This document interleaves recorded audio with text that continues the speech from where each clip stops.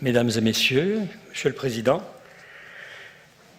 Alors, il m'appartient de faire l'introduction à cette première journée de la célébration du centenaire dont le titre est « Église et chapelle rurale pour une conservation exemplaire d'un patrimoine fragile ». Au préalable, de la part des organisateurs, je vous informe que la journée va être enregistrée pour être diffusée. Alors, je ne vous dis pas ça parce que c'est un message masqué pour faire attention à ce que vous allez dire, mais au contraire, pour vous engager à parler le plus librement possible pour enrichir les débats et la journée. Alors aujourd'hui, c'est toute la journée qui va être consacrée, au fond, à l'acteur principal. L'acteur principal, c'est le monument, l'édifice, et en l'espèce, les églises et les chapelles rurales. En premier lieu, vous allez voir un rapide, trop rapide, sans aucun doute, et probablement incomplet, inventaire qui sera éloquent des richesses et diversités illimitées qu'il semble représenter du point de vue de ses valeurs. Les valeurs historiques, les valeurs mémorielles, les valeurs architecturales de ce patrimoine. Mais aussi ce patrimoine qui est porteur d'infinies variétés des matériaux, des mises en œuvre, des savoir-faire, mobilisés pour le construire, reflet de tant de cultures originales, mais mobilisés aussi pour le sauver. Alors, ce sera un exposé à deux voix par Elisabeth Caude, d'une part, et moi-même, à l'aide d'illustrations résumées en partant des cas dont la sauvegarde a eu à s'occuper et qui représentent en quelque sorte un extrait de 100 ans d'action. Après la pause déjeuner, l'après-midi sera consacré aux mesures concrètes. J'ai, sous la formule que je vous propose, au fond de l'ambulance à la table d'opération et enfin retour à la vie des grands blessés. Une première table ronde sera consacrée aux acteurs, qui l'un après l'autre exposera son rôle, ses difficultés, ses responsabilités et ses succès. Et dans l'ordre d'apparition, au chevet de l'édifice, le maître d'ouvrage et l'affectataire, qui sont tous deux demandeurs pour des raisons différentes et dont ils nous expliqueront les diversités. Ensuite, on écoutera le correspondant de la sauvegarde, qui est en fait une sorte de conseiller passeur qui intervient tout de suite auprès des demandeurs du terrain. On aura ensuite à entendre l'architecte du patrimoine et répondre à la question « mais pourquoi un architecte ? Pourquoi un architecte du patrimoine ? Au fond, les entreprises ne savent pas faire ce qu'elles ont à faire. » L'UDAP, c'est-à-dire les services départementaux de l'architecture et du patrimoine, en essayant de distinguer le rôle qui est leur visa, validation ou conseil, et c'est là où sans doute le passage sera pour eux relativement étroit. Et enfin, les artisans. Avec cette question aussi, sont-ils de simples exécutants ou bien sont-ils aussi un peu des complices ? Et c'est là que vous allez voir que ce rôle de complicité est fondamental. La seconde table ronde donnera la parole ensuite à l'édifice et ses valeurs, ses blessures, et comment, au fond, sans le savoir, mais année après année, aide après aide, conseil après conseil, eh bien, il devient un cas exemplaire de restauration et de retour à la vie.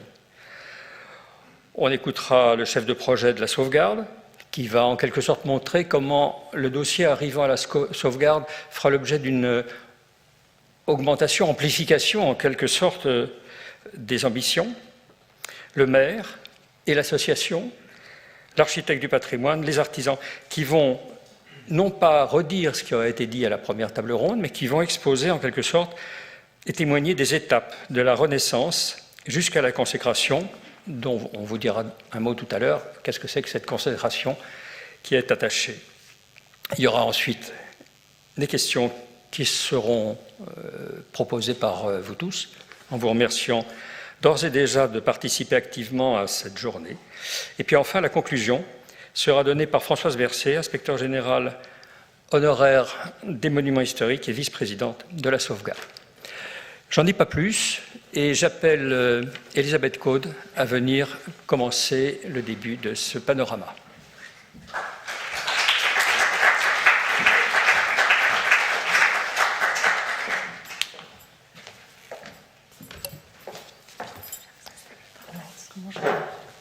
PowerPoint, je me fais comment?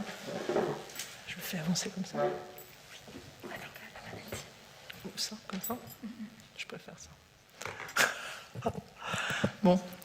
Monsieur le Président, Mesdames et Messieurs, depuis 100 ans que la sauvegarde de l'art français, à l'instigation de la marquise de Maillé, œuvre à la restauration du gros œuvre du patrimoine religieux antérieur au XIXe siècle, qu'il soit inscrit ou non protégé, des centaines et des centaines d'églises et de chapelles ont été sauvées par la ruine. Benjamin Mouton et moi-même, nous n'avons pas choisi de vous faire des statistiques et de vous proposer des bilans d'actions, mais plutôt une pérégrination. Au fil des années, s'est élaborée une méthode au sein de la sauvegarde de l'art français pour juger de la pertinence d'une aide ou non.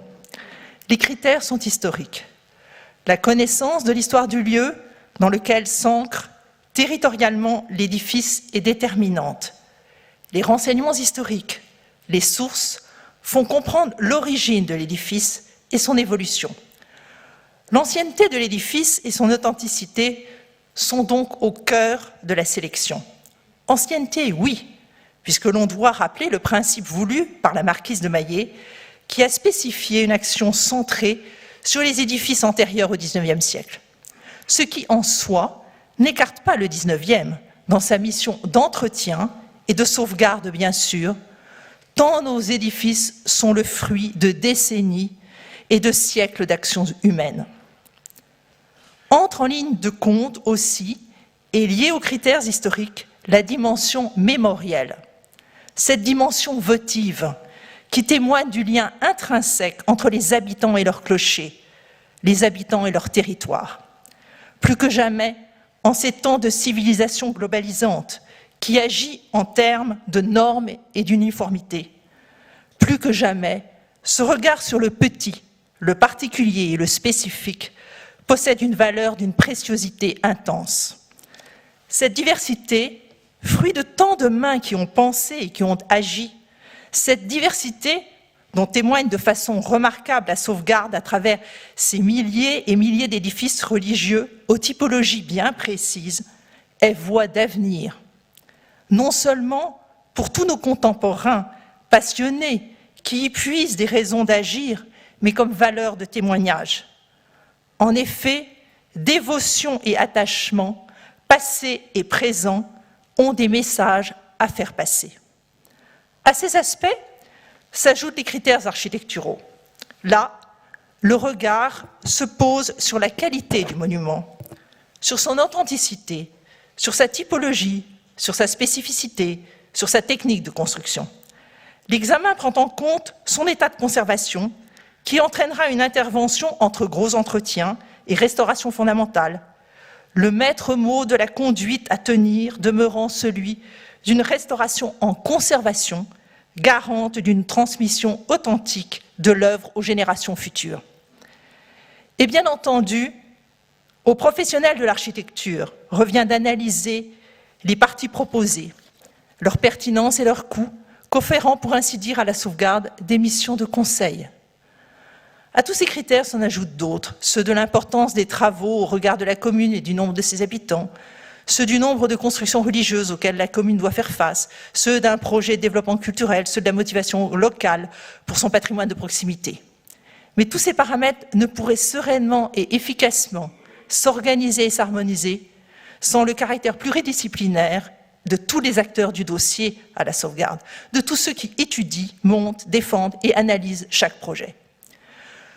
Ce sont donc ces critères, en apparence différents et pourtant si cohérents, que nous vous présentons, Benjamin Mouton et moi-même, à travers ce PowerPoint de dizaines d'églises dont la section a été opérée à partir du vaste corpus constitué par l'œil vigilant et efficace d'Alexia Monteiller.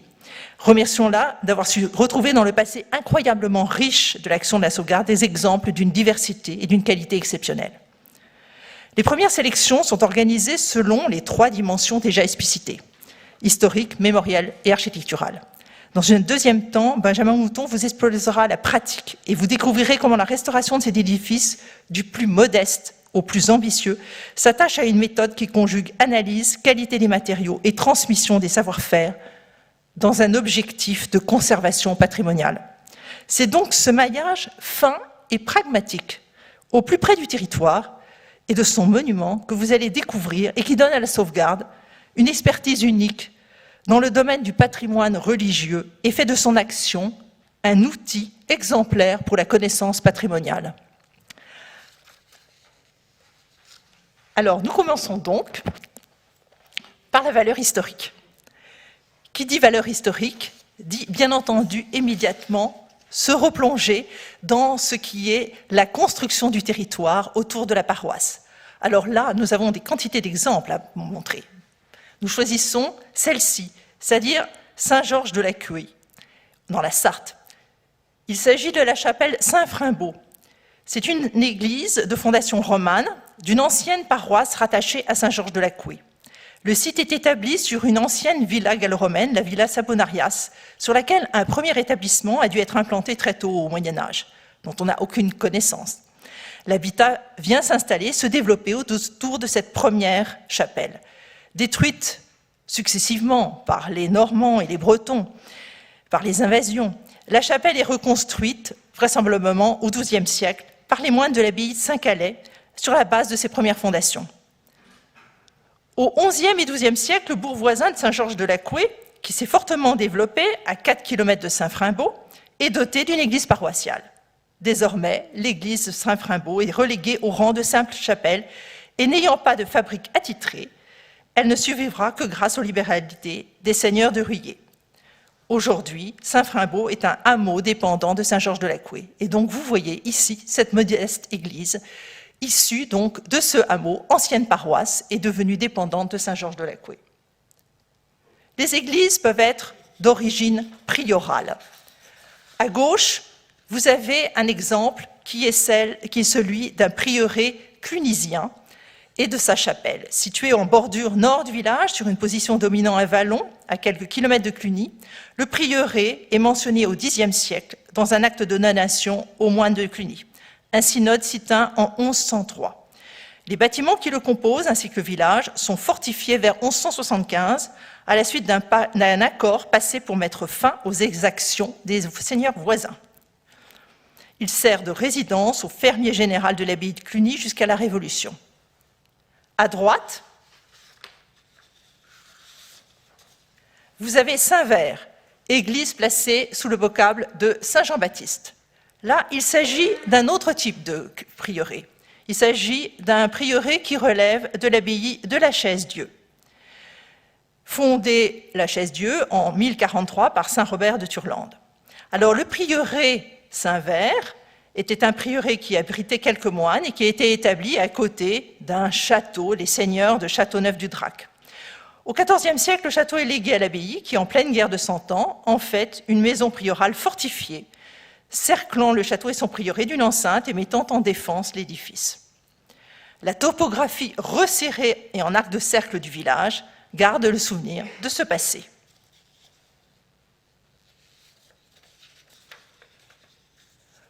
Fontjocuse, dans l'Aude, église Sainte-Léocadie. Là, nous nous sommes placés face à un établissement d'origine castrale qui remonte, là encore, au Moyen-Âge. Là, c'est un édifice lié à une implantation castrale. En 793 est fondée une colonie par Johannes l'Hispanien, espagnol, qui sort victorieux de combat contre les Sarrasins. Mais la première mention d'une église, d'une petite chapelle dédiée à Sainte Léocadie, sainte espagnole, remonte au Xe siècle, à l'extrême fin du Xe siècle. Au XIe siècle se forme donc le village en léger décalage par rapport à l'emplacement du précastral, c'est-à-dire de l'habitat tout à fait centré sur la hauteur. Et petit à petit se développe le village. C'est au XIIIe siècle, sans doute, qu'est reconstruite l'église, à son emplacement actuel, sur la partie supérieure du castrum. Vous voyez... Alors, est-ce qu'il y a des flèches?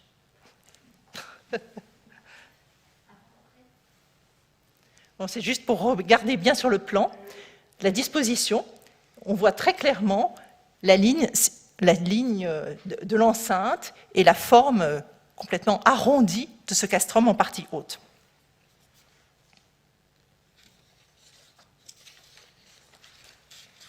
Marc-Ixane, église Saint-Martin.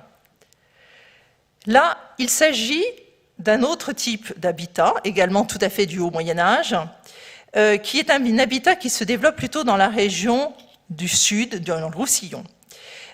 Il s'agit de cercles concentriques autour de l'église. En 1172, le roi Alphonse d'Aragon accorde un privilège à l'abbaye de Saint-Martin du Canigou, lui permettant de construire une fortification à Marquixane. En 1245, l'abbé se voit autorisé à construire un castrum dans la paroisse.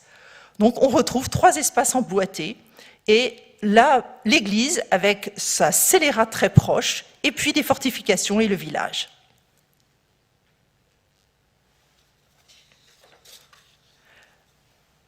Maintenant, nous passons à un autre type. Il s'agit là d'un exemple important qui est Laura-le-Grand. Laura-le-Grand fut le siège de la principale seigneurie qui a donné son nom à la région du Lauragais. C'est un bourg castral caractéristique, juché sur sa hauteur. Comme vous voyez, le point de vue absolument magnifique qui se remarque sur la slide, sur la photographie de gauche. Au XIIIe siècle, la seigneurie de Laurac est très importante. Émery de Laurac et de Montréal est l'un des seigneurs les plus puissants de la région. Laurac est aussi un des épicentres du catharisme. Donc, lors de la croisade contre les Albigeois, Simon de Montfort s'empare de Laurac en 1211 et le Lauragais tombe sous l'autorité du roi de France. Donc, symbole de la reconquête contre les Cathares, l'église est transférée dans l'ancienne salle d'armes du château, dont la tour de garde est transformée en clocher. Cette tour devenue clocher est l'unique vestige du château des XIIe et XIIIe siècles, désormais disparu. Et vous remarquez que, évidemment, l'édifice que vous retrouvez ici est d'une construction postérieure. Mont-l'Évêque. Mont-l'Évêque, nous sommes sur tout à fait une autre disposition. Il s'agit en fait d'un établissement anciennement résidence d'été des évêques de Senlis, depuis un don qui a été fait en 1214 par Philippe Auguste. Alors, le château tel qu'il vous apparaît, évidemment, est un château extrêmement restauré au XVIIe, XVIIIe siècle, voire XIXe siècle, puisque en 1810, l'empereur concède à Joseph Xavier Delfaux de Pontalba le titre de baron avec la dotation du château de Mont-l'Évêque. Et, chose intéressante, voilà un débat, une chapelle est construite hors œuvre en 1850, mais elle réutilise le décor du maître-autel de la chapelle des Grands Carmes de Metz. Cette chapelle des Grands Carmes de Metz, en fait, a été consacrée en 1415 et est due à la libéralité des ducs de Lorraine. Elle est transformée en caserne après la Révolution, puis partiellement démolie. L'intérêt de son décor est signalé par l'administration impériale à Alexandre le Noir en 1806, ce dernier dont je vous rappelle qu'il était conseiller de l'impératrice pour ses collections, le fait démonter en vue d'installer comme fabrique pittoresque à Malmaison, cela n'aboutit pas, et le décor resta dans les caisses. En 1850, le décor est vendu en 2 lots, et un des lots est celui justement acquis par le baron de Pontalba. Donc là, on avait un cas de figure tout à fait intéressant, c'est-à-dire une chapelle qui était sur un emplacement d'une propriété liée à la résidence d'été des évêques de Senlis.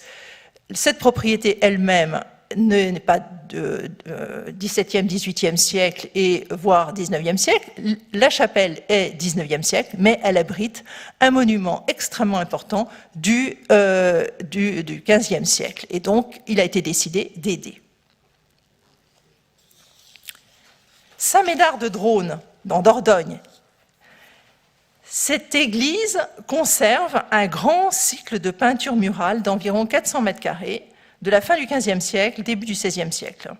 Alors, découvert en 1999, après la chute d'un morceau de plâtre, il présente des scènes religieuses, dont un grand jugement dernier et quelques éléments profanes. Pendant les guerres de religion, les peintures murales du premier registre ont été violemment griffées par les protestants. On distingue encore les traces des dents de l'outil qui témoignent d'une véritable volonté de détruire le décor. Puis elles ont été dissimulées sous un badigeon de chaux qui cependant les a protégées et sauvées jusqu'à nos jours. Ces griffures, conservées lors de la Restauration, sont une trace archéologique unique en France de la crise iconoclaste des guerres de religion.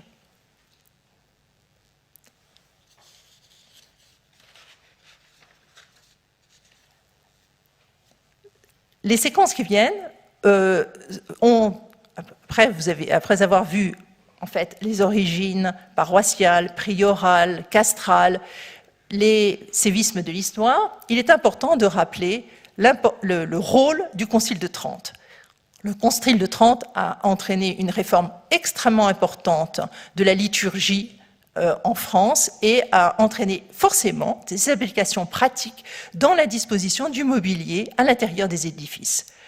Et à ce titre-là, il existe tout un ensemble d'églises qui ont su conserver admirablement ces dispositions, avec le maître-autel et les autels latéraux, avec la poutre de gloire, avec la chaire. Vous avez ici deux exemples, la Roque-Baignard, dans le Calvados, église placée sous le vocable de Saint-Martin, et Serre-la-Verrie dans l'Orne, église placée sous le vocable de Saint-Patrice. En fait, à la Roque-Baignard, dans le Calvados, vous avez une église qui remonte de fondation au XIVe et XVe siècle, mais qui a été extrêmement reprise au XVIe siècle. D'ailleurs, il faut bien se rendre compte que beaucoup d'églises sont reprises au XVIe siècle. Et au XVIIIe siècle sont réalisés les décors intérieurs et le mobilier. Il y a une transmission seigneuriale durant quasiment tout l'Ancien Régime au sein de la même famille. À Serre-la-Verrie, dans l'Orne, l'église donc placée sous le vocable de Saint-Patrice, qui est l'église qui apparaît dans le bas de la slide, eh bien là, nous avons droit en fait à une documentation relativement intéressante qui nous montre comment en 1679 l'édifice a été agrandi à l'exemple d'autres églises de la région et que en fait le généreux donateur était Louis Berrier, qui était en fait directeur de la Compagnie des Indes orientales et dont on prétend qu'il voulait rendre à Dieu ce qu'il avait volé aux hommes. Donc en fait, vous avez ici là encore, le témoignage absolument remarquable de cette permanence de la disposition tridentine.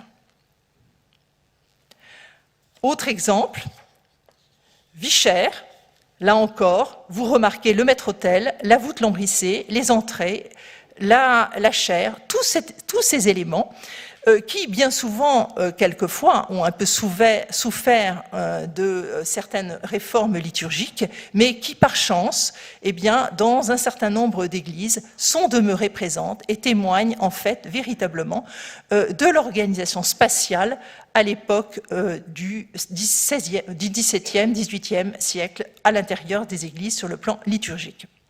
Alors, l'église de Vichères, qui est placée sous le vocable de Saint-Blaise et de Saint-Médard, dépendait de l'archidiaconé de Chartres, dont le titulaire en était le collateur. Bon.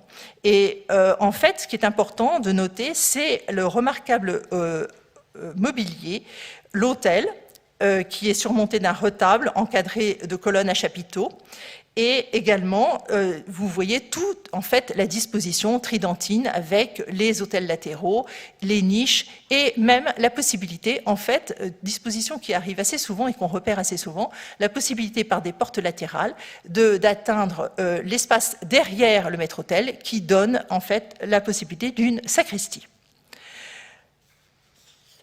Autre élément, des éléments qui font partie de l'histoire de ces édifices, les litres funéraires. Alors je passe vite, là vous avez un charmant édifice qui remonte pour une grande partie, qui est une fondation romane, mais qui a été repris au XVIe siècle.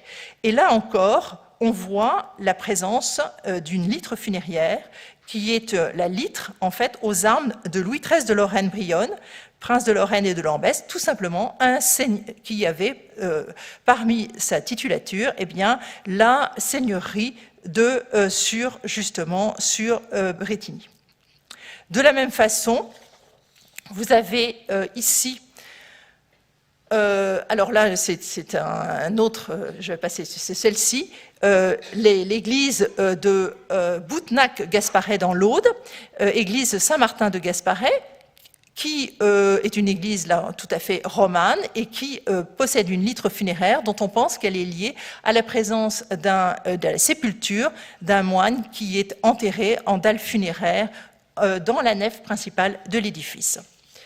La slide précédente était en lien avec également le côté historique, puisque d'autres édifices ont la chance d'être notés sur le plan historique, comme celle-ci, qui est Saint-Saturnin des Ligneries, puisque c'est là que fut baptisée Charlotte Corday en 1768. En dehors de cette référence, vous remarquez la conservation intérieure de cet édifice.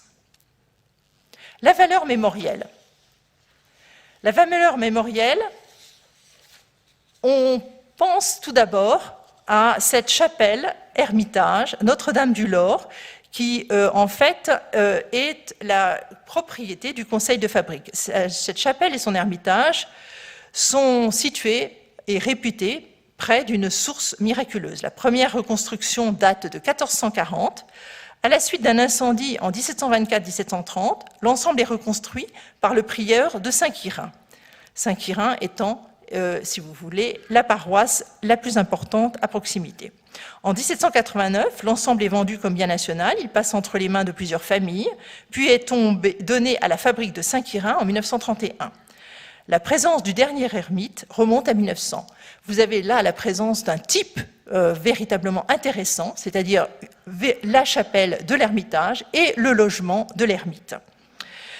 Comme très souvent, la dévotion se lie non seulement à la piété populaire, mais qui garde le souvenir et la vénération à l'égard de saints comme Saint Blaise, qui est vénéré comme saint protecteur dans les milieux ruraux.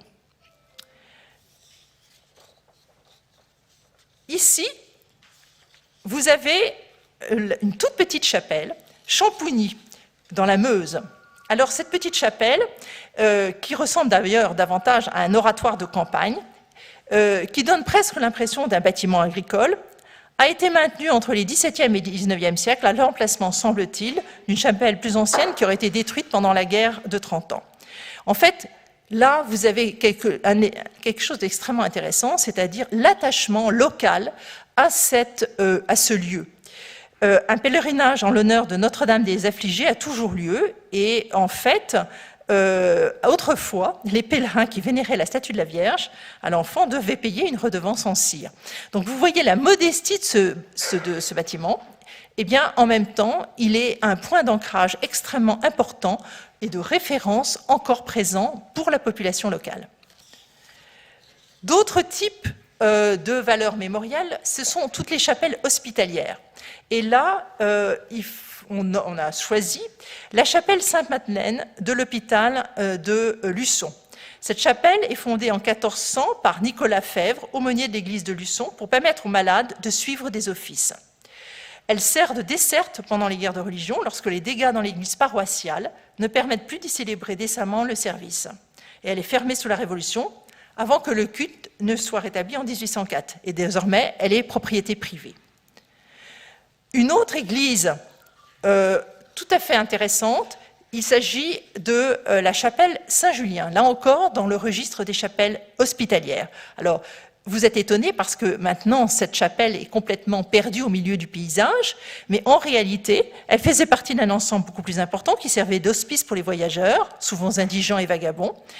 Et on rappelle notamment que cette région du Nord était le lieu de combats incessants. Donc, les bâtiments ont été utilisés en logement et ont été finalement complètement abandonnés.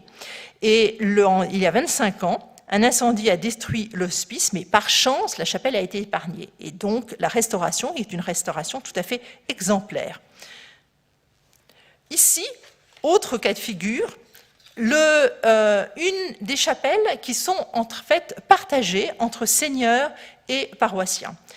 Il s'agit là d'une chapelle modeste qui est construite dans les années 1630, en même temps que les travaux d'agrandissement du manoir tout proche que vous voyez à gauche.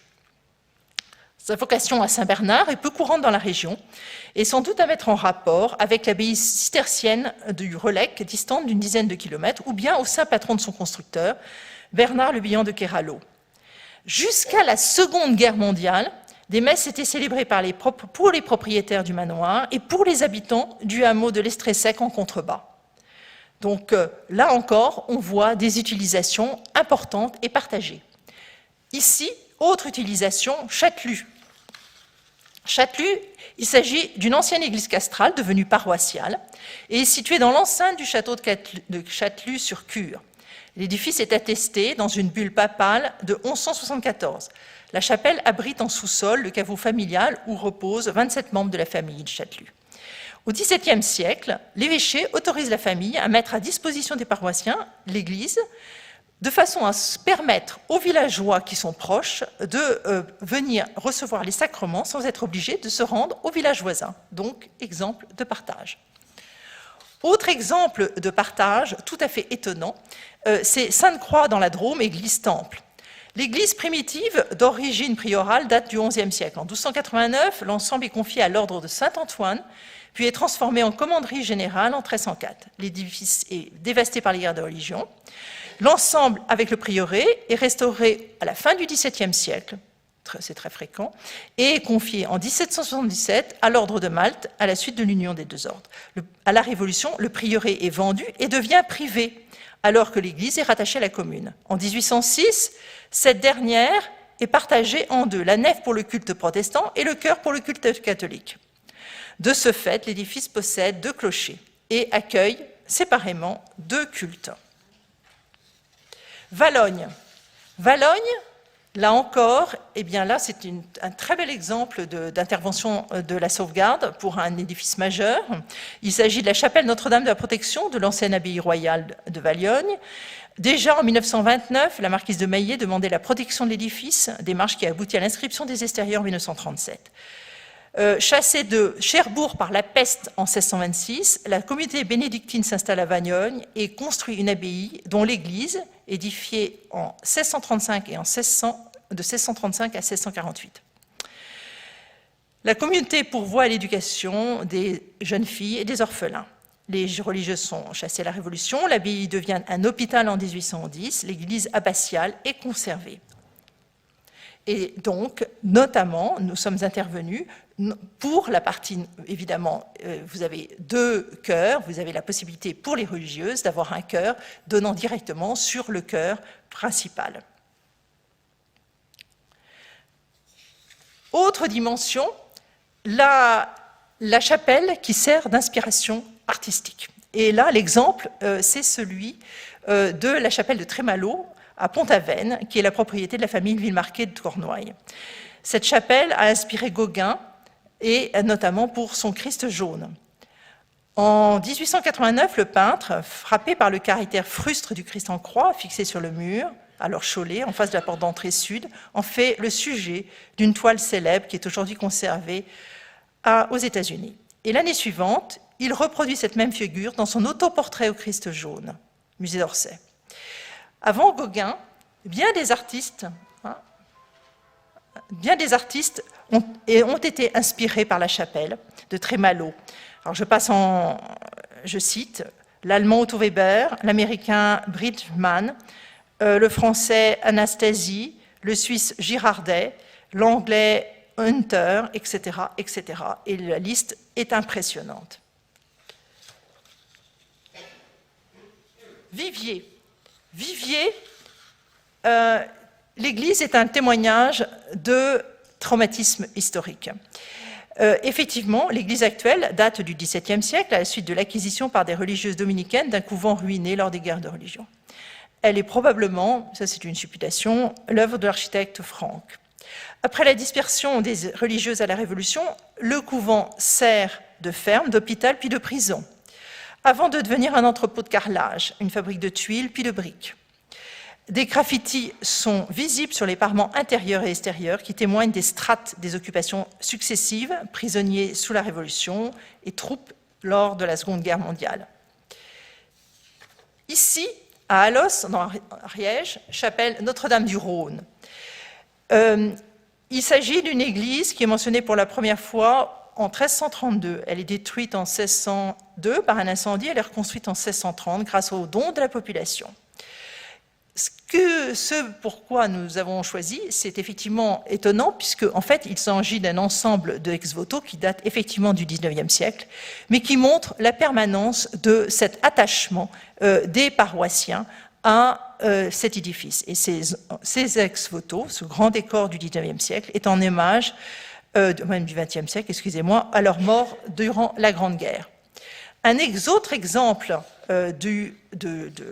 d'attachement et de manifestation de dévotion, c'est cette chapelle Notre-Dame du Yodet à Plouec, dans les côtes d'Armor.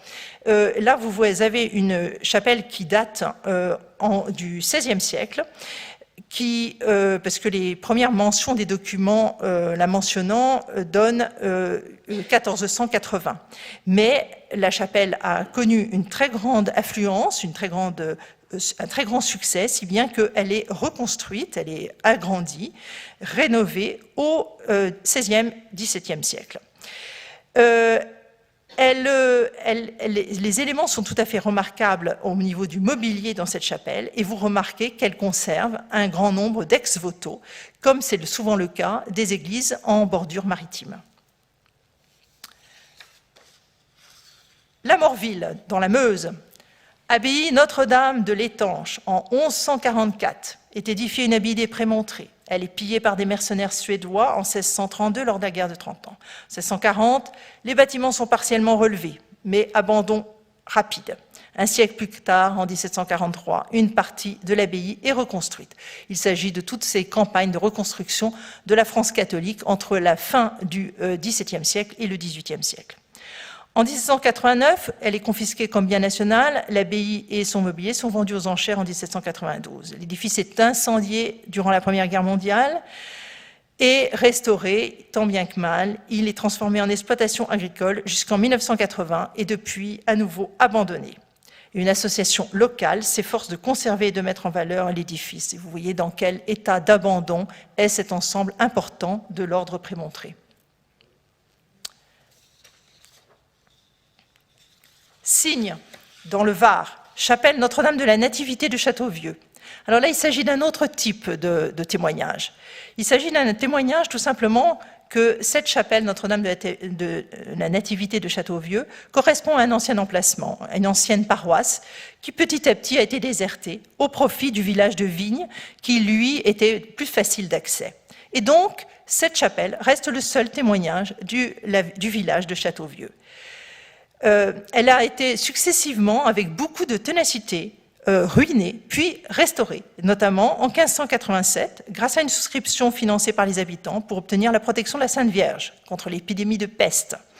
Et en 1592, elle échappe de justesse à l'ordre de démolition du conseil municipal, qui craignait qu'elle ne serve de refuge aux ligueurs et aux protestants.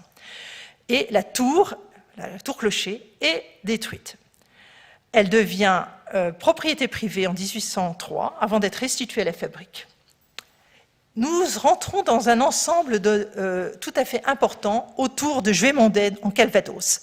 Ici, vous avez les vues sur Saint-Aubin de Bernières. C'est un édifice non protégé.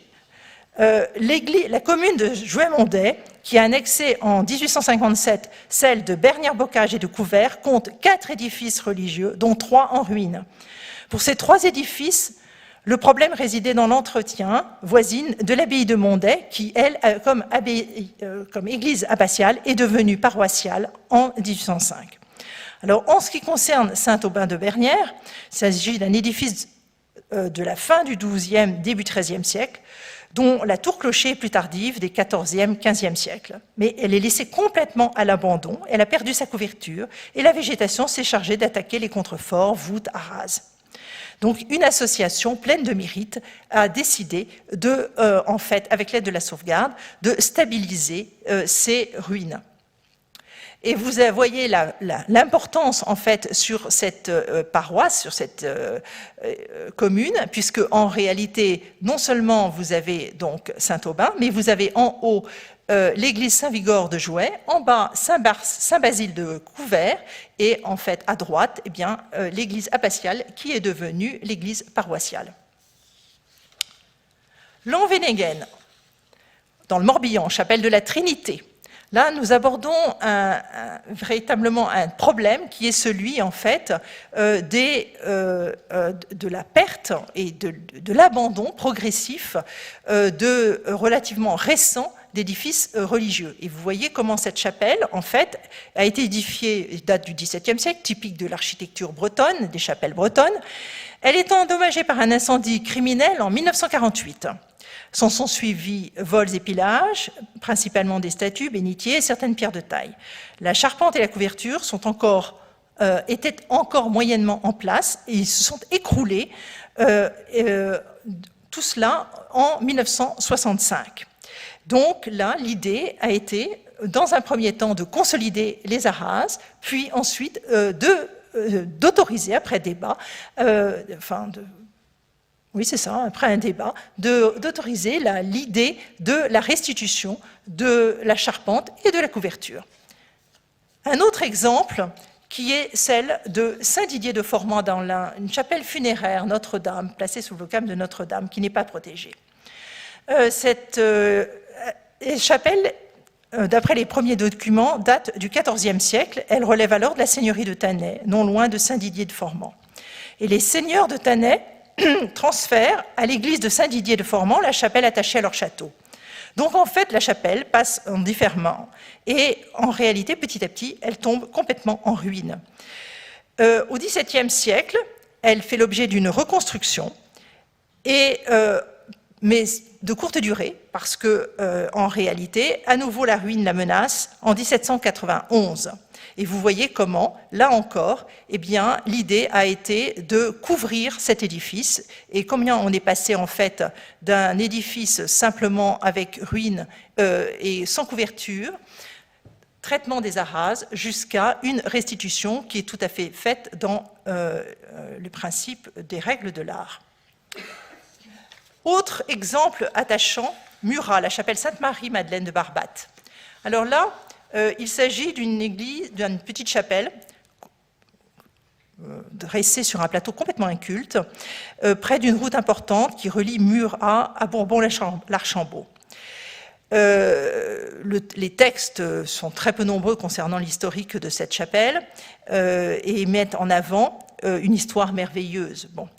Et notamment une source miraculeuse, un seigneur qui chasse et qui est sauvé, etc. Tout ça, c'est des histoires tout à fait merveilleuses. Ce qui est intéressant, c'est de voir comment un jeune agriculteur de 25 ans a fait l'acquisition des bois où se trouvait la chapelle, qui était laissée à l'abandon par les anciens propriétaires, et qu'en 2018, il a décidé de faire remonter cette chapelle à l'identique grâce à la photographie qui était datée de 1904. Valeur architecturale. Alors, dans les critères, évidemment, pèse de façon très importante la valeur architecturale du lieu. Et au premier chef, nous allons passer quelques exemples d'églises romanes. Notamment ici, vous avez l'église de Moncaut dans Lot-et-Garonne, qui en fait est plus exactement celle de Saint-Étienne de Fontarède, avec son cimetière. C'est un village qui est mentionné au XIe siècle dans un recueil de Cluny et qui dépendait donc de l'abbaye de Cluny.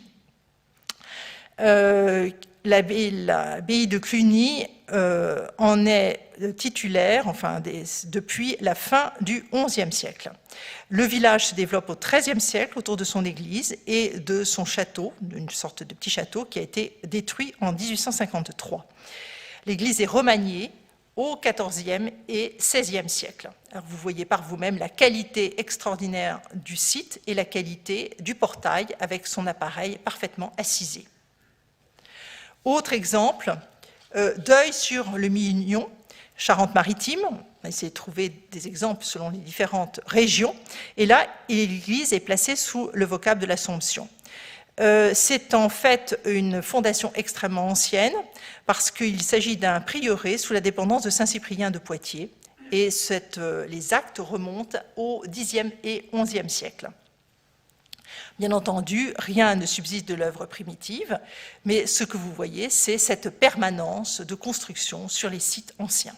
Il s'agit d'une église tout à fait typique des églises romanes de Saintonge, avec son chevet parfaitement développé et sa tour, son clocher à la croisée du transept sur 2 niveaux avec arcature aveugle. Beaucoup plus modeste, Sauvia-sur-Vigée, Haute-Vienne, qui témoigne des matériaux d'église à la frontière entre la fin de l'époque romane et début, vous voyez, comme l'arc est hésitant et légèrement brisé.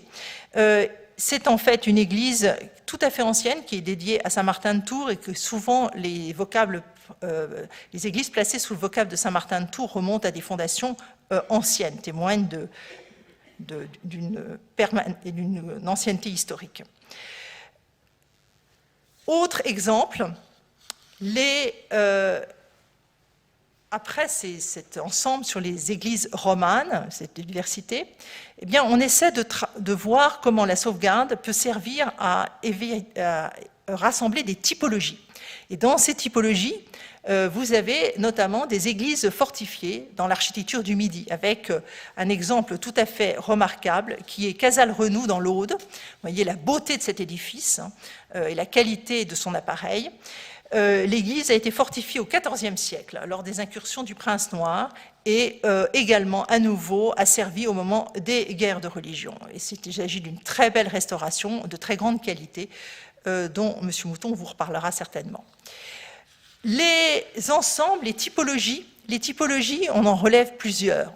Par exemple, on peut relever les églises fortifiées de Thiérache. La guerre de 100 ans voit le ravage des abbayes des églises, mais après une accalmie, les guerres reprennent au XVIe siècle et les fortifications de ces églises de la Thiérache commencent donc dans cette région qui est tout le temps prise entre le Saint-Empire romain germanique et le Royaume de France, avec des combats permanents.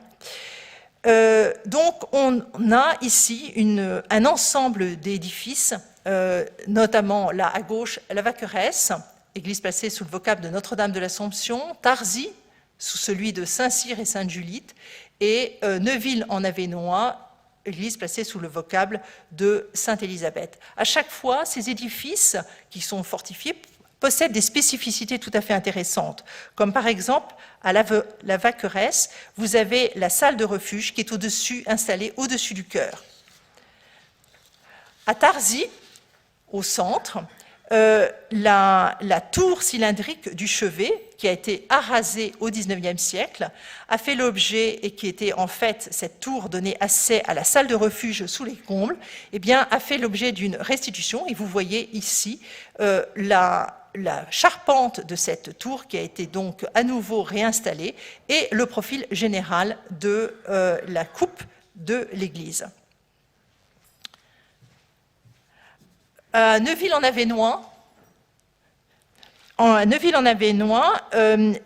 alors je reviens en arrière, à droite, il s'agit là encore d'un édifice qui a été réédifié après la destruction en 1552 lors des campagnes qui ont opposé Henri II et Charles Quint. Donc l'église, ensuite, a à nouveau a souffert pendant les guerres de religion. Et elle conserve, autre typologie des églises de la Thiérache, eh bien, une échauguette en encorbellement. Les églises du Nord, les fameuses Alquerques du Nord, vous voyez plusieurs exemples. Ces Alquerques, en fait, ont une spécificité propre à une région qui favorise des grands édifices à vaisseaux parallèles. À l'intérieur règne une élévation de grand niveau et une fluidité de passage entre les trois vaisseaux. Vous avez l'exemple de Thiene, avec à chaque fois la vue intérieure, le plan et la vue extérieure. Elles ont toutes, en fait, elles datent pour beaucoup de fondations du Moyen-Âge, mais ont souvent été reconstruites au XVIe, voire au XVIIe siècle. Et vous remarquez, à chaque fois aussi, elles sont dotées d'un très élégant mobilier qui montre la richesse de ces paroisses ou des patronages de ces paroisses. Varèmes, dans le Nord, église Notre-Dame de l'Assomption. Au XIe siècle, il fait mention d'une terre donnée aux moines de l'abbaye de Saint-Vinoc sur laquelle est construit l'édifice primitif. En 1566, l'église est incendiée à la suite de la révolte des Gueux. En 1580, elle subit un tremblement de terre. Et entre 1587 et 1630, les travaux de restauration concernent à la fois le chœur, les chapelles et les vaisseaux. Et en 1692, à nouveau un tremblement de terre l'endommage, qui fait que la flèche a dû être complètement reconstruite après cette date. Mais ce qui est intéressant sur le plan, c'est de voir l'importance de cet édifice, son développement au niveau de son massif oriental et la façon dont il s'insère dans le paysage urbain. Autre type d'église qui sont tout à fait, et que nous voyons très régulièrement à la sauvegarde, ce sont les fameuses églises champenoises qui sont dotées, en fait, à partir du XVIe siècle, de grandes commandes pour la reconstruction des massifs orientaux. Et on assiste avec ces églises champenoises à une différence entre la nef, qui est à la charge de la paroisse, et qui est donc généralement tout à fait modeste, et puis au contraire, les chœurs et les transepts qui sont à la charge des décimateurs, qui sont au contraire, font preuve de grandes ambitions au niveau du développement des massifs orientaux. Alors, vous avez l'église de Racine, vous voyez qui est très intéressante d'une part par son massif oriental, d'autre part aussi par cet auvent très développé. Et cette église, en fait, avait été signalée par la marquise de Maillé, qui en souhaitait le classement dès 1935. Quand je reviens en arrière, vous avez d'autres exemples, comme Origny-le-Sec, Méry-sur-Seine, ou bien Chavanges.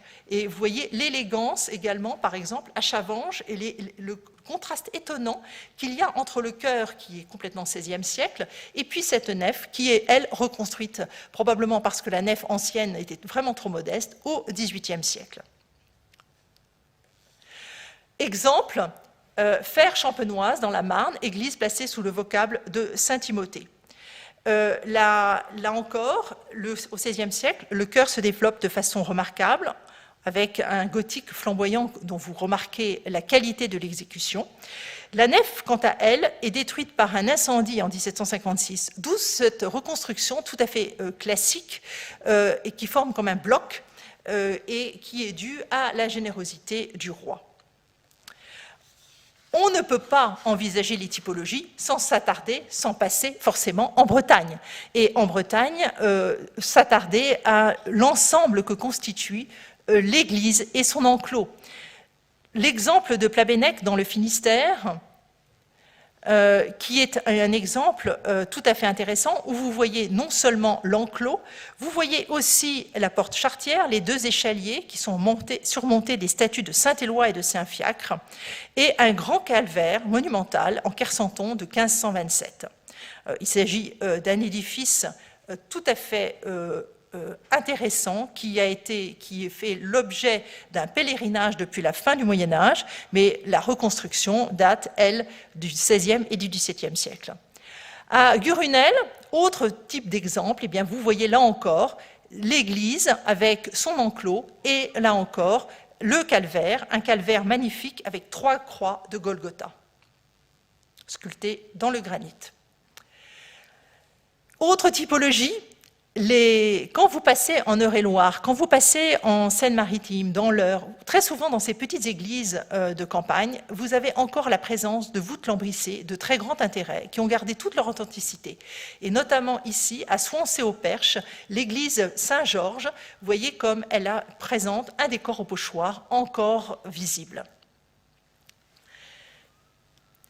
La Seine-Maritime offre une autre variété de typologies ô combien étonnantes et surprenantes. Ce sont les fameux clochers tors. Ces clochers tors qui sont des chefs-d'œuvre de charpenterie, bien souvent donc qui remontent au XVIe siècle. Vous en avez 2 exemples, un Saint-Bonnet-de-Four dans l'Allier, ou bien en Seine-Maritime. C'est plus souvent présent dans la région justement de la Seine-Maritime, autour de Forges-les-Eaux. Vous en avez un certain nombre tout à fait intéressantes. Les ensembles, là, vous avez un ensemble très étonnant en France, plus fréquent en Italie, mais assez inhabituel et qui mérite d'être véritablement étudié dans sa globalité. Il s'agit à Caudiès de Fenouillède, dans les Pyrénées-Orientales, d'une chapelle-ermitage Notre-Dame de Laval. L'ensemble comprend une fontaine miraculeuse, un oratoire dédié à Sainte-Anne, un calvaire, une petite chapelle datée de 1483, au pied de laquelle part un chemin. Vous voyez, la petite chapelle est tout à fait en haut, au bord de la route. Il y a le chemin. Le chemin vous amène à un portail monumental, dit Nostra Damo de Donu Pa, et ensuite, après, vous arrivez à l'église elle-même. Cette église est élevée au XVe siècle. Et l'ermitage, en façade sud, lui, date du XVIIIe siècle. Donc là encore, inutile de vous dire qu'il s'agit d'un lieu de pèlerinage ancien et qui mérite d'être véritablement vu dans sa globalité. Vous avez par exemple là l'exemple de la façon dont ce pèlerinage était fréquenté au moment en 1944 encore. Et à droite, à l'intérieur même de la chapelle principale, eh bien, cet extraordinaire maître-autel. Ensemble, là encore, à Fonjocouze, dans l'Aude, église donc Sainte-Léocadie, là encore, il s'agit d'un ensemble avec, comme je vous l'avais dit tout à l'heure, ses remparts et son église qui est d'origine castrale et qui domine encore et de façon très présente tout le village. Donc là, nous avons, je crois, avec la dernière, qui est un témoignage des édifices vernaculaires, là encore, pour illustrer cette variété et cette diversité des aides de la sauvegarde, à Saint-Guilhem-le-Désert, dans l'Hérault, un ermitage, dont vous voyez le bâtiment d'une simplicité absolument incroyable, avec son petit oratoire, le clocher et sa cloche. Là encore, la documentation nous donne qu'au XIVe siècle, il y a des documents qui permettent de situer l'autorisation d'établir un petit ermitage au creux des montagnes sur le lieu dit lieu plaisant. Et l'ermitage a fonctionné jusqu'à la Révolution sous la protection de l'abbaye de Saint-Guilhem. Et la maison des ermites, elle, forcément, n'est pas antérieure au XVIIe siècle. L'ermitage a été abandonné vers 1860, mais imaginez-vous, et c'est là justement les voies d'avenir, une parmi d'autres, eh bien, il y a à nouveau un ermite depuis 2010. Voilà, je vous remercie pour votre attention.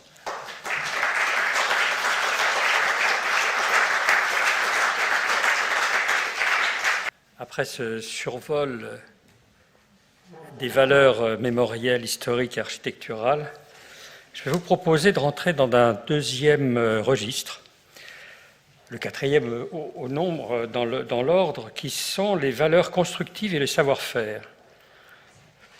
C'est-à-dire les matériaux, les modes constructifs qui constituent la chair du patrimoine, ses caractères structurels, ses épidermes, qui sont autant de signes qui constituent l'ADN patrimonial de chacun de ces édifices. Et dont l'observation minutieuse, qui doit prendre son temps, et offrir les découvertes inattendues et des sources d'émerveillement, conduiront à une intervention nécessairement respectueuse des restaurations heureuses. Il ne s'agira pas seulement de protéger contre les intempéries et les effractions, il s'agira de rendre le sourire à ces témoins de tant de sagesse, sobre et généreuse, et à tous ceux qui les retrouveront et qui s'y retrouveront. Premier registre, les couvertures. Voici ici un exemple de couverture en lauze. Alors, la lauze est une variété de schiste, ne pas confondre avec les laves qui sont une variété de calcaire. Ici, à Murat, la lauze a été restaurée avec une caractéristique, vous voyez, les grandes lauses sont en bas ou en rive de couverture et les petites sont en haut, ce qu'on appelle pureau décroissant, le pureau étant la partie vue du matériau, de l'ardoise ou de la tuile, et qui donne un charme absolument exceptionnel, irremplaçable, et qui serait certainement massacré si une couverture ordinaire avait été mise en place. Au fond, on peut dire que ces couvertures, c'est le prolongement de la façade, ou une deuxième façade de l'édifice, vis-à-vis duquel on n'a pas toujours assez d'attention à apporter, et qui sont le support, ou malheureusement le siège de tant de catastrophes, de sensibilité. À Carlat, dans le Cantal, vous avez cet oratoire dont la restauration complète a été exécutée en 2019 et qui montre encore un exemple de pose de lauze. Et là, autant dans le cas précédent, la lauze était posée au clou forgé évidemment à l'origine, ici c'est une autre manière de poser la lauze avec des chevilles en bois. Et évidemment, cette méthodologie, cette mise en œuvre est rarissime. Généralement, on se dit, mais c'est pas visible, donc on ne va pas le faire. Et pourtant, c'est le souvenir et le témoignage de mise en œuvre tout à fait exceptionnelle, où probablement la durabilité de la cheville compte beaucoup. Et ça rappelle aussi d'autres mises en œuvre, lauze posée ou tuiles épaisses, ardoise épaisse, posée à la cheville, mais aussi dans les territoires et littoraux exposés aux intempéries qui sont complétés par des scellements de chaque lauze à l'argile pour assurer une étanchéité parfaite. C'est le cas en particulier qu'on avait vu au Mont-Saint-Michel, le dernier témoin, et dont Yves-Marie Froidevaux avait restitué la mise en œuvre. Ici, à Sigons, vous avez des lauses qui, contrairement aux précédents exemples, ne sont pas taillées. Elles sont mises un petit peu, j'allais dire en vrac, c'est une impression, c'est très très méthodique au point de vue pose. Cette pose n'est pas posée sur une charpente, elle est posée directement sur un mortier qui couvre le remblai au-dessus des voûtes, avec une écriture qui est extrêmement sensible, totalement aléatoire, totalement irremplaçable. Et alors, avec un phénomène assez curieux, vous voyez les faîtages qui sont constitués avec des lauses à plat, et pour éviter que le vent ne vienne les soulever, elles reçoivent le lest de pierre posé de cette façon. Couronnement inattendu, mais totalement irremplaçable et original. Autre exemple de lauze, avec ici des faîtages. Alors, c'est ce qu'on appelle le lignolet, c'est-à-dire la lauze dépasse un peu, et elle croise une autre lauze qui est en incrustation et qui permet ce chevalement, permettant donc une parfaite étanchéité au faîtage, moyennant aussi des ouvrages de mortier qui permettent d'assurer le complément nécessaire. Alors après la lauze, qui est en quelque sorte le matériau rustique par excellence, l'ardoise c'est le matériau noble pour château, église majeure.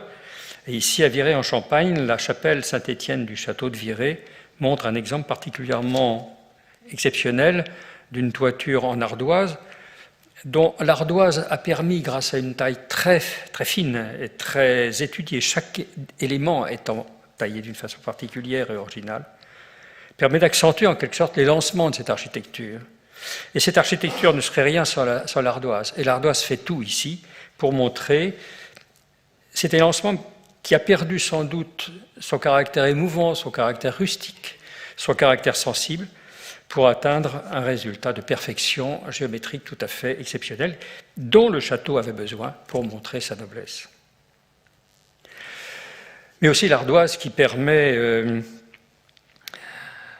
de répondre à toute la gageure de l'architecture, avec même quelquefois des effets qui en rajoutent, comme pour montrer, se faire valoir, comme pour montrer un savoir-faire et dire « regardez comme on sait bien faire les choses ». Alors après la pierre, la tuile terre cuite, la tuile canal d'abord, terre cuite façonnée. À Couture, dans le Tarn-et-Garonne, cette église Saint-Martin a vu sa couverture refaite avec une disposition particulière, vous voyez en bas à droite, en bas à gauche. Et les tuiles du dessous sont des tuiles neuves pour assurer une parfaite étanchéité. Mais les tuiles de couverte, en revanche, sont des tuiles anciennes de remploi, dont les performances d'étanchéité probablement pourraient laisser à douter, sauf qu'il faudrait se rappeler que Vitruve disait que la meilleure tuile, c'est la tuile de remploi parce qu'elle a fait ses preuves qu'elle n'est pas gélive. Et ça, c'est déjà très très ancien dans les savoir-faire et les commentaires, qui montrent combien ces matériaux sont respectables et dont il faut leur faire confiance avec modestie, mais aussi avec franchise. Autre exemple de tuile canal, eh bien, c'est cette église Saint-Clair de Montfroc où vous voyez l'importance de la couverture. C'est quelque chose qu'on voit presque plus que la façade, ce que je vous disais tout à l'heure, et dont le soin qu'on apporte à la restauration est absolument fondamental pour maintenir en quelque sorte les caractères de cette architecture.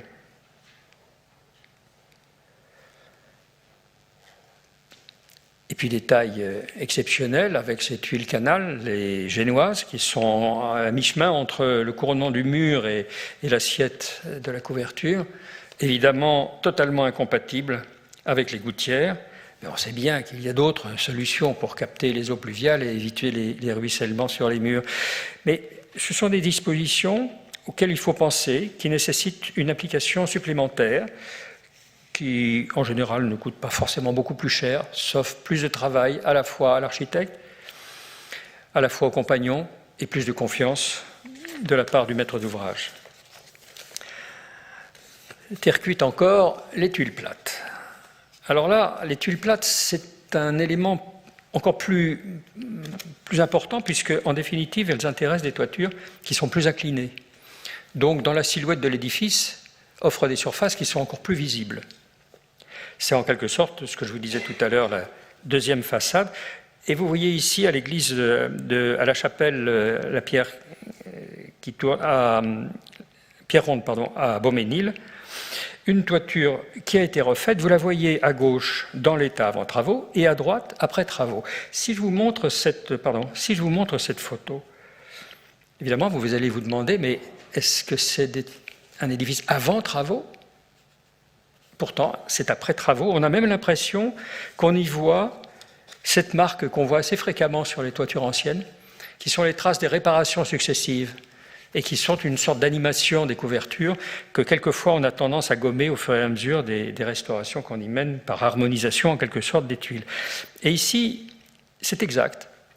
C'est une couverture qui a été refaite en 2 tranches et la trace de cette deuxième tranche, on la voit bien. Et pourtant, elle appartient tellement bien à l'édifice qu'on a l'impression qu'elle a toujours existé. C'est un petit peu ça, en quelque sorte, le devoir, mais j'en reparlerai tout à l'heure, de ces opérations où, au fond, on a l'impression que ça a toujours existé, on a l'impression même que l'objectif à atteindre, c'est surtout ne pas montrer qu'on est passé. Chiche-Beauville, dont on reverra tout à l'heure le cas cet après-midi, avec ses tuiles de remploi, la couverture à gauche avant travaux, à droite après travaux, à une ondulation près, on a l'impression que c'est resté en l'état, que c'est intact. Et puis ici, à Saint-Georges-de-la-Couée, pareil. Tout à l'heure, on avait vu cette photo en bas à droite. Avant travaux, c'était en haut à gauche. Et on se rend compte que, vraiment, on a l'impression que l'édifice n'a pas été transformé, défiguré par la restauration. Et c'est bien ça aussi, le doigté qui est absolument indispensable pour préserver ce caractère irremplaçable de ce petit patrimoine qu'on appelle aussi parfois vernaculaire. Couverture en bois, que ce soit les essentres de chêne ou de châtaignier, à gauche les essentres de châtaignier sur velige avec clous. Alors ça, c'est de l'inox qui a été utilisé. Pourquoi l'inox ? Parce qu'on dit qu'en général, les clous sont le point de faiblesse de ces couvertures parce qu'ils rouillent, et à ce moment-là, c'est l'élément qui malheureusement ne permet plus aux ouvrages de tenir.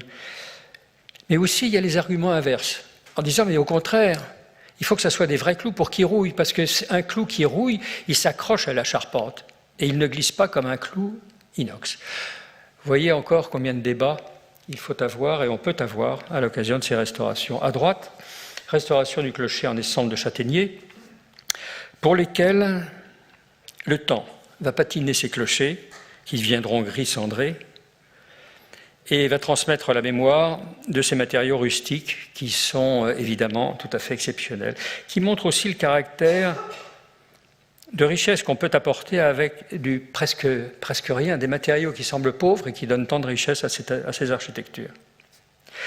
Et puis les bardeaux de Mélèze, bardeaux à Saint-Ouen-de-Queyras, grande planche assemblée à rainure ou à mi-bois, avec, alors là vous voyez en bas à droite, un fêtage à lignelet, mais le lignolet n'est pas croisé, il est simplement exposé de telle sorte qu'il permet de protéger contre les vents dominants. Même chose ici, on va, avec le temps qui va passer, on va retrouver la patine de ces anciennes toitures qui donneront l'impression qu'elles ont toujours été là, et qui va remplacer la figure en haut à gauche, qui, elle, représentait une couverture tout à fait ordinaire en ardoise. Fort heureusement, on a trouvé les bardeaux dans le comble, ce qui a permis de restituer une authenticité absolue de cette chapelle.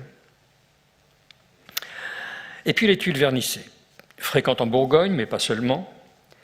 C'est la grande démonstration décorative, et ostentatoire presque, mais pour la bonne cause, et dont on retrouve aujourd'hui les traditions à la fois de fabrication, de composition et de mise en œuvre, comme vous le voyez ici, à gauche et à droite, mais on aurait tellement d'autres exemples à vous montrer. Et puis alors, surprise, mais que vient faire la tuile mécanique ici? Tout simplement parce que, bien que honni pour son caractère expéditif, mécanique, dénué de sensibilité, de poésie, ce matériau est effectivement un matériau historique qui apparaît depuis la fin du XVIIIe siècle, qui appartient à l'architecture sur laquelle il a été placé et qui évidemment appartient au respect qu'on lui doit. Alors contrairement aux couvertures qui sont visuellement importantes, les charpentes ne sont que structure. Et pourtant, charpente à chevrons formant ferme, ici à Chendouille dans l'Orne, vous voyez en haut à droite cette charpente à chevrons formant ferme, c'est-à-dire des fermes successives, telle qu'elle était arrivée à force de réparation et complètement dénaturée, a pu être restaurée avec soin, pièce par pièce, pour donner en bas à droite le résultat d'une charpente probablement couverte de lambris à l'époque, mais dont le parti a été de la montrer, et de montrer en quelque sorte l'élégance, à la fois de ces pièces de bois étroites, relativement exiguës en matière de section, et qui donnent beaucoup de charme à cet ensemble.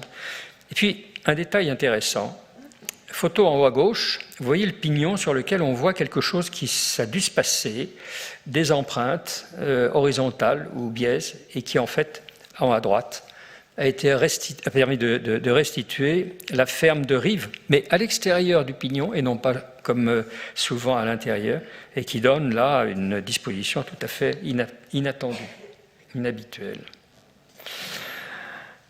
Charpente à ferme et panne.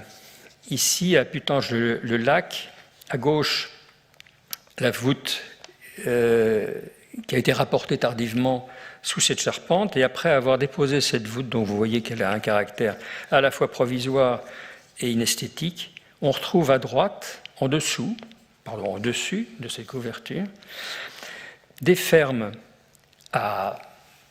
avec un jeu de jambettes et d'esseliers et d'entrées retroussées qui forment en quelque sorte un berceau, donc, où on trouve presque l'inspiration de la charpente à ferme, à chevron formant ferme permettant de recevoir les berceaux lambrissés. Mais là, c'est une charpente à ferme et panne, évidemment ne devant recevoir aucun lambris, devant apparaître de cette façon, et là, particulièrement intéressante parce que portée indépendamment des murs, sur des poteaux avec des sablières volantes, comme on appelle ça habituellement, et qui donne un caractère tout à fait étonnant à cette charpente. Charpente vue. Donc, ce sont des éléments d'enrichissement de l'architecture qui sont visibles à l'intérieur et non plus à l'extérieur comme les couvertures, mais aussi de modestie, puisque en général, lorsqu'ils sont cachés par les voûtes lambrissées, évidemment, on ne les voit plus. Alors, les voûtes lambrissées, Elisabeth Cohde en a parlé tout à l'heure, elles sont en bois, ce sont, on peut dire, les voûtes du pauvre, mais tellement riches d'attention. Regardez ici, à droite, cette voûte lambrissée avec des éléments décoratifs originaux, précieusement conservés avec des peintures liturgiques représentant la Trinité, ou bien représentant des personnages au pied de la voûte lambrissée, qui est en bout, en extrémité de cet ensemble du vaisseau de cette église, dont vous avez une vue en bas à gauche, qui montre en quelque sorte l'espèce de progression hiérarchique, la façon de marquer la place d'honneur du chœur par rapport au reste de l'édifice qui est lui aussi à voûte lambrissée, mais avec un traitement légèrement en retrait par rapport à cette représentation. Donc la voûte lambrissée est support, en quelque sorte, de signification extrêmement importante. Support de représentation, support d'expression, à Beaumesnil, à gauche, la voûte lambrissée avant travaux, et à droite, la voûte lambrissée après travaux. Et c'est là où toute l'attention est fondamentale. Cette voûte a été entièrement déposée pour être ensuite reposée après la restauration de la charpente. Mais elle n'a pas été reposée n'importe comment, parce qu'au moment de la dépose, on s'est rendu compte que les motifs à pochoir qui sont sur chacun des éléments de lambris sont en ordre décroissant à mesure qu'on va vers le chœur, c'est-à-dire qu'il marque en quelque sorte une perspective réduite, comme pour accélérer en quelque sorte l'impression de volume de l'édifice. Et il est évident qu'on ne pouvait pas poser ça n'importe comment. Ces éléments, ces détails ont un rôle absolument considérable. Le rôle de l'œil, qui prend son temps, est absolument décisif. Et puis ici, des cas extrêmement spectaculaire, totalement inattendu. En bas à gauche, un vaisseau avec une croisée de transept, tout à fait ordinaire.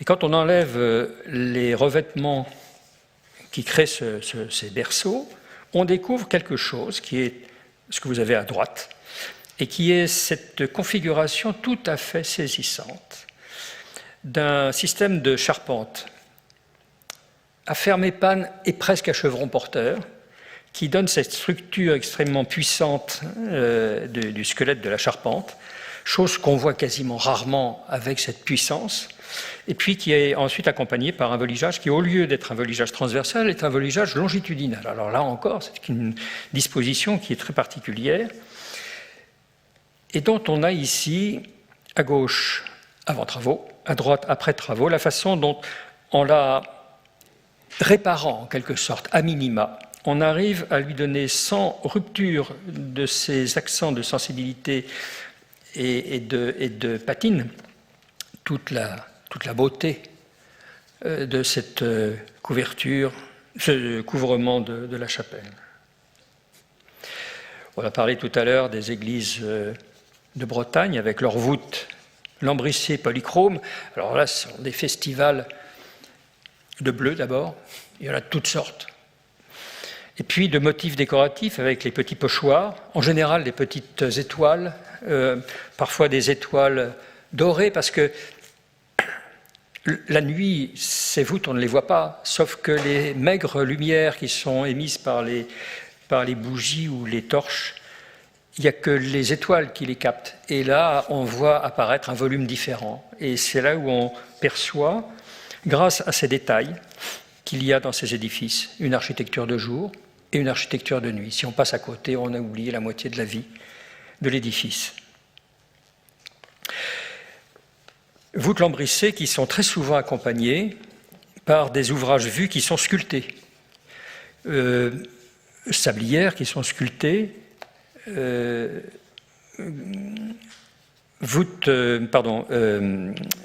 entrées à engoulant, ou bien tous ces sabots et blochets avec des figures anthropomorphes qui gardent encore des éléments de couleur encore un peu modestes, un peu ténus,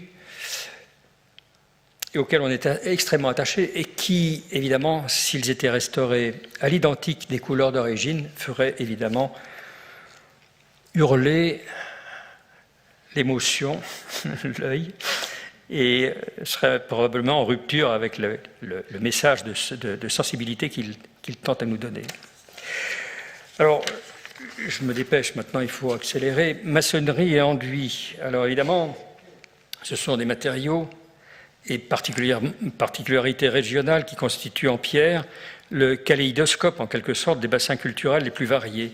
Pierre de taille de calcaire, granit, moellons de calcaire, de grès, de roussard, dont la fantaisie qu'aujourd'hui on admire était très souvent recouverte d'un enduit ou d'un badigeon, j'allais dire pudique, parce que c'est tellement fantaisiste que, évidemment, c'était jamais destiné à être montré de cette façon. Badigeon pudique et protecteur, évidemment. Sauf dans des cas d'espèces volontairement décoratifs. À gauche, vous avez manifestement un appareil destiné à être vu avec une vocation décorative marquée. Au milieu, vous avez une maçonnerie dont on ne sait pas trop si elle était destinée à être apparente ou non, mais où on voit manifestement, en revanche, une partie de son histoire qui s'inscrit sur le passage d'un parement à l'autre. À droite, c'est pas de la pierre, c'est de la brique, autre typologie, autre patrimoine, autre tradition. Et alors là, évidemment, un domaine absolument immense. Je reviens à la pierre, ici à gauche, la pierre qui fait penser à du roussard, grès avec beaucoup sans doute d'éléments d'oxyde de fer. Au centre, le grès ocre de l'ancienne abbaye de Laons. Et puis à droite, cette pierre qui semble sale, mais non, pas du tout, elle est propre. C'est la pierre volcanique de la collégiale d'Aigues-Perses dans le Puy-de-Dôme. Maçonnerie en damier, en Normandie, on adorait ça. Et là, regardez, alors il y a tout un festival. Vous avez l'alternance de briques avec les pierres, des pierres blanches. En dessous, vous avez les mêmes pierres blanches, mais avec une alternance soit de briques, soit de silex plus ou moins taillé. Et ça, manifestement, ce sont des attentions extraordinaires qui sont apportées à la construction de l'édifice.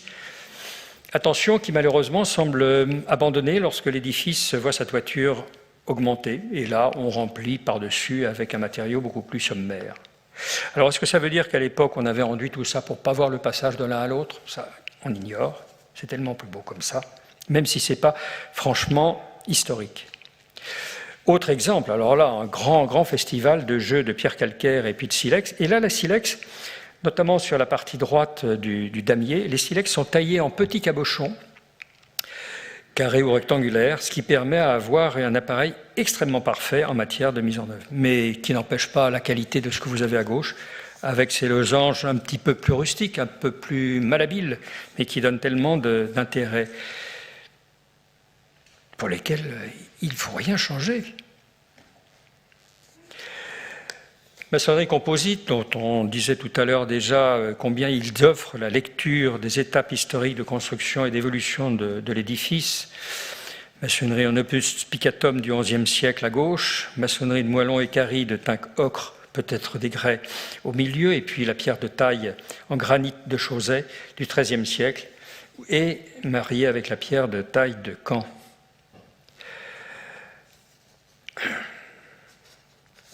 Cette église, c'est après travaux, avec ces enduits qui ont pu être conservés, alors qu'il est si facile de tout piquer et de tout refaire, ces enduits qui ont été conservés et qui ont été réparés avec un certain nombre de rustines, dont vous distinguez un petit peu ici le contraste avec les parties anciennes qui sont plus ocre et les parties plus récentes qui sont plus blanches.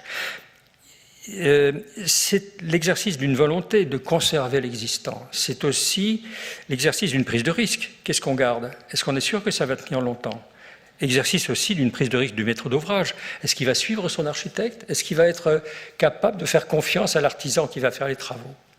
Et après, qu'est-ce qui se passe? Qui va porter la responsabilité si par hasard ça ne tient pas? Mais qui osera porter la responsabilité du succès si par hasard ça tient et que ça perdure comme ça? C'est celle-là qui est la plus importante.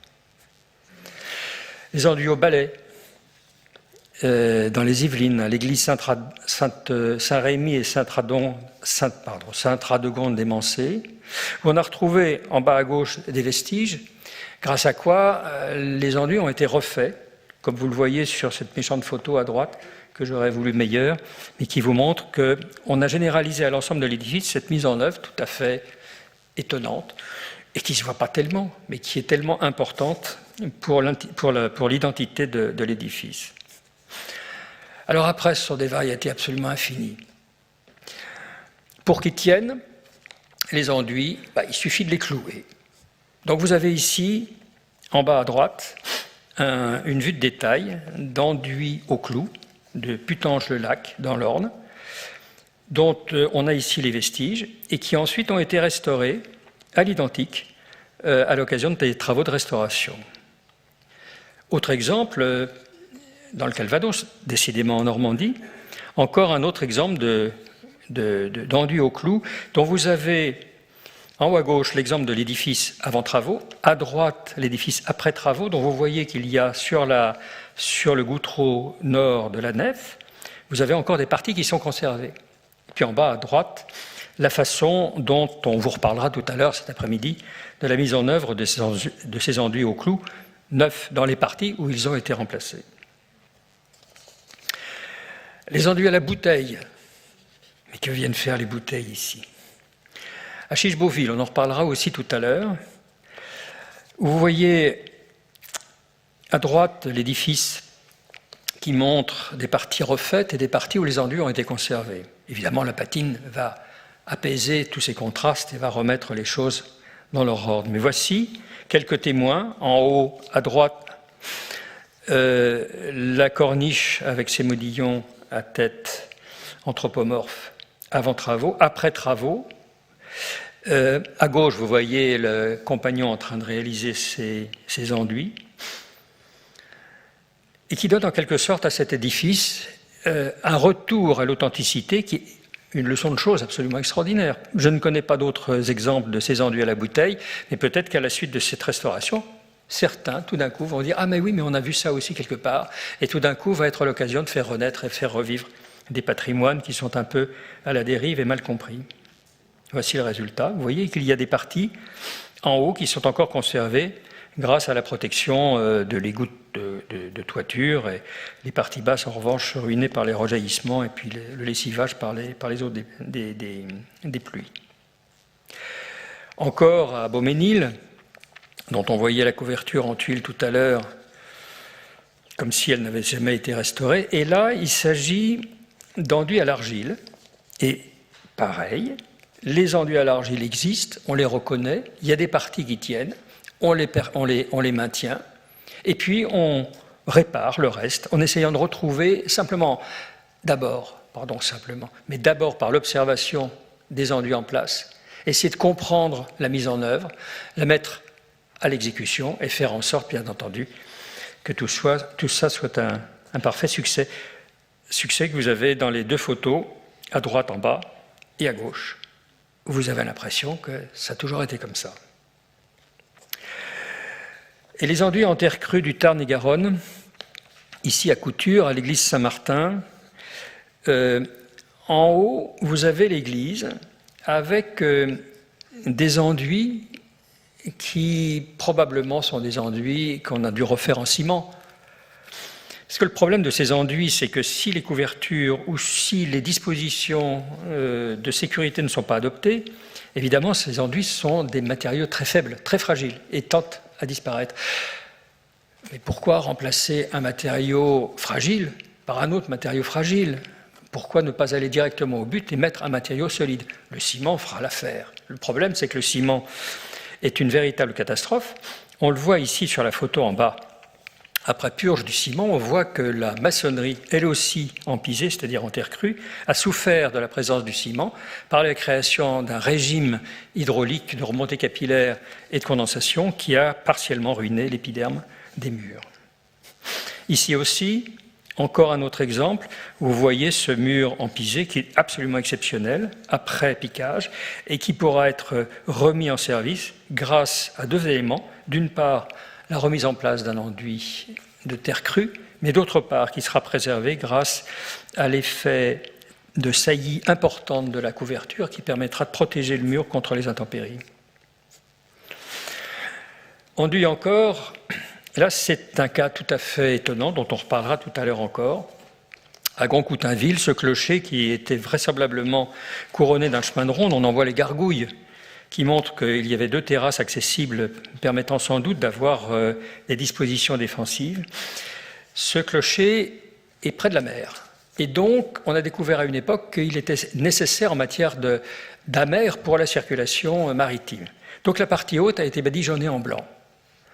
C'est ce qu'on voit sur la photo historique à gauche, et ce qui a été restitué, à mon avis, avec beaucoup de courage, en bas à droite, parce que c'est bien étonnant de voir un clocher ainsi transformé en élément utilitaire en quelque sorte, perdant sa vocation sacrée, comme un phare en mer en quelque sorte.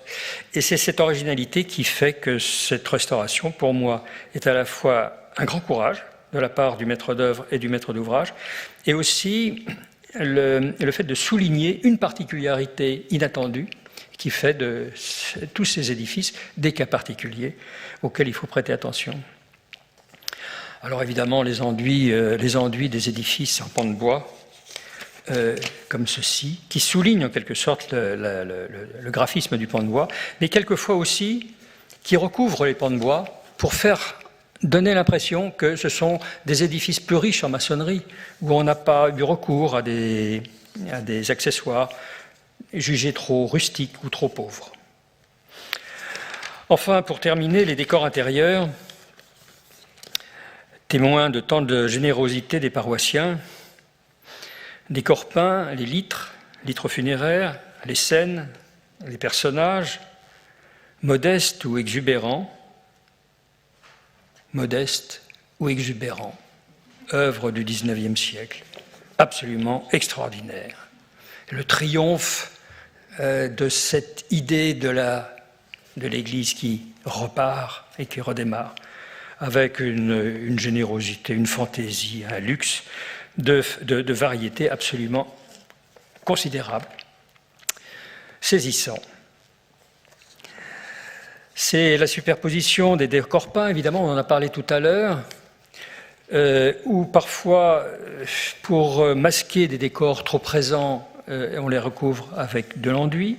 C'est le cas ici à Saint-Méen de Drône, où en définitive, ces enduits, somme toute assez modestes et assez banals, cachent des peintures qui sont tout à fait remarquables.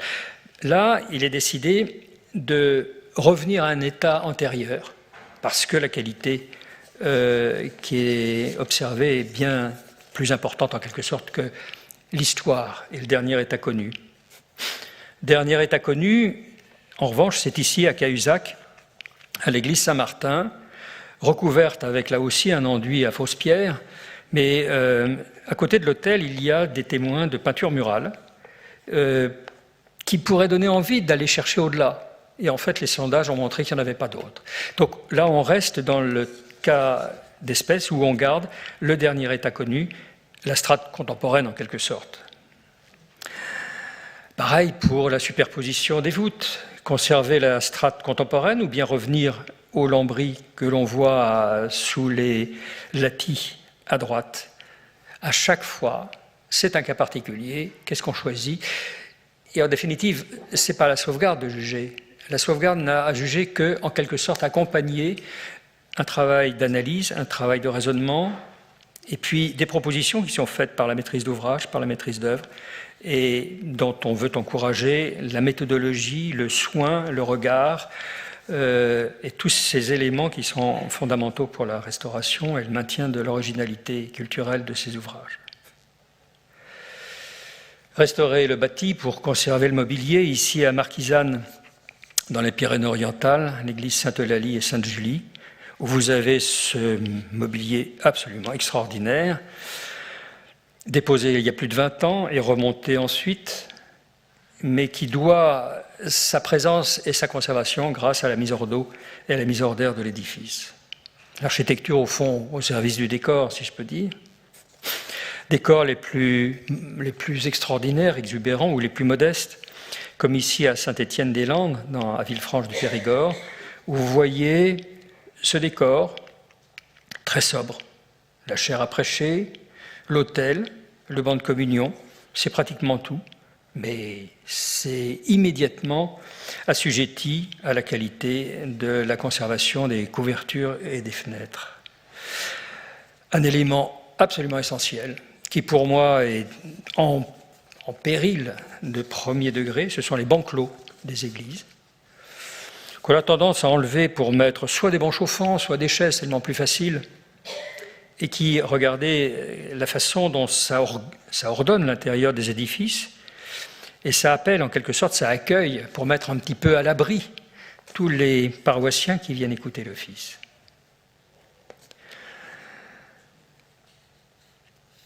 Et ici à Villefranche, escaliers, chaires, confessionnaux, tous dans leur état préservé, qui sont l'âme intérieure ainsi préservée de cet édifice. Quelque chose d'absolument exceptionnel, d'unique, encore plus magistral en quelque sorte par sa simplicité que les plus grands monuments que l'on est appelé à admirer et pour lesquels, à mon avis, ce petit patrimoine vernaculaire se hausse sur les épaules des plus grands pour témoigner de la ferveur et de l'attachement et du soin des hommes.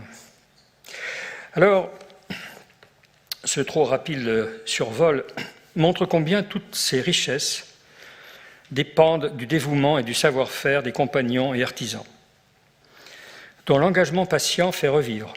Ouvrage apparent, dont la vocation finale est de faire oublier la restauration, et combien d'ouvrages à côté, d'ouvrages masqués, charpentes de combles au-dessus des voûtes, charpentes de clochetons, de beffrois, combien de maçonneries régénérées, de reprises en sous-œuvre, de renforcements, de chaînages, invisibles, et dont le secret porte l'honneur des hommes, de la main, de l'outil, et réhabilite l'art de la lenteur nécessaire.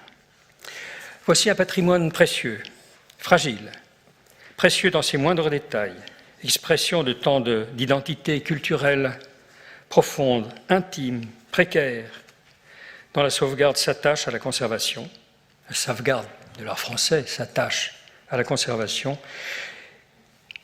et essaye de l'élever autant qu'elle peut au rang d'exemplarité. Merci de votre patience.